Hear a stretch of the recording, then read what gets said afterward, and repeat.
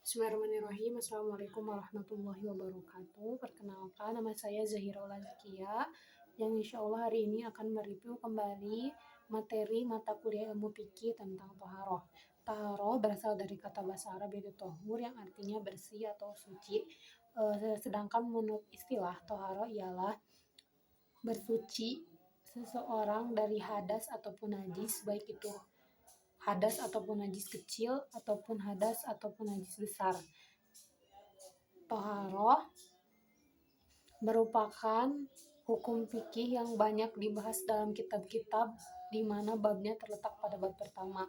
Hal yang paling pertama dibahas ialah tentang air. Pembagian air yaitu yang pertama ada suci menyucikan, contohnya ialah air sungai, air laut, sumur, embun, salju, mata air, dan sebagainya. Yang kedua yaitu air suci tidak menyucikan seperti air kelapa, air kopi, dan lain-lainnya.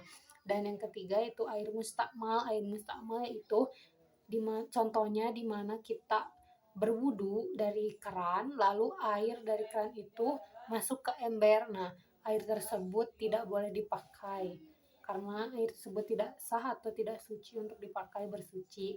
Lalu yang ketiga ialah air mutanajis. Air mutanajis itu air yang telah tercampur dengan najis. Lalu yang ketiga air menurut ukurannya apabila kurang dari 2 kula lalu tidak berubah warna, bau, dan zatnya, maka air itu tetap najis.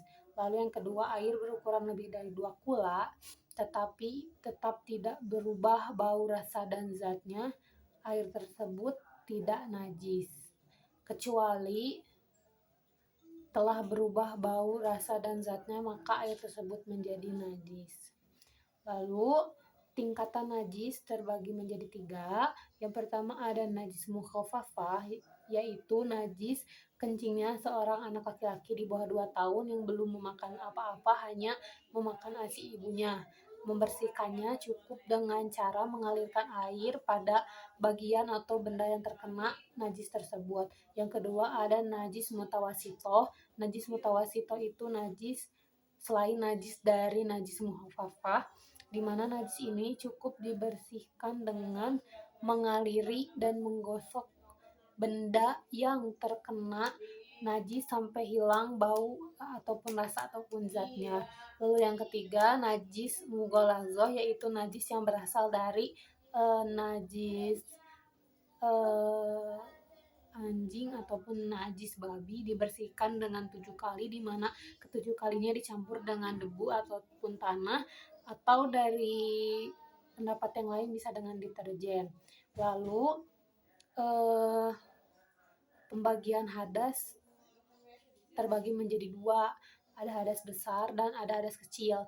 Yang pertama yaitu hadas kecil bisa dibersihkan dengan tayamum, namun sebelumnya mohon maaf dengan wudhu. Apabila tidak menggunakan air sama sekali maka boleh dilakukan tayamum. Lalu yang kedua yaitu hadas besar. Hadas besar itu bisa dibersihkan dengan mandi besar ataupun mandi junub. Hal-hal yang menyebabkan seseorang melakukan mandi besar diantaranya untuk perempuan nifas, haid. Setelah itu lalu untuk laki-laki keluar air mani, baik disengaja ataupun tidak, dan bertemunya 2 kemaluan ataupun bisa disebut dengan hubungan suami istri. Lalu yang selanjutnya ialah hal-hal yang menyebabkan harus dilakukannya hadas kecil wudhu atau tayamum, yaitu bisa karena membuang air kecil, membuang air besar, ataupun kentut, membuang angin. Lalu selanjutnya alat untuk toharoh. Alat untuk toharoh selain air tentunya bisa untuk batu jenis apapun kecuali batu bata, dan setiap sisinya hanya mempunyai konsekuensi 1 kali pakai. Lalu ada tisu, selain tisu itu ada daun. Lalu yang selanjutnya ada tambahan yaitu tentang air musyamash. Air musyamash ialah air yang terdapat dalam sebuah kentong yang terbuat dari besi. Lalu kemudian air itu terkena sinar matahari, maka air itu haram dipakai untuk berwudu.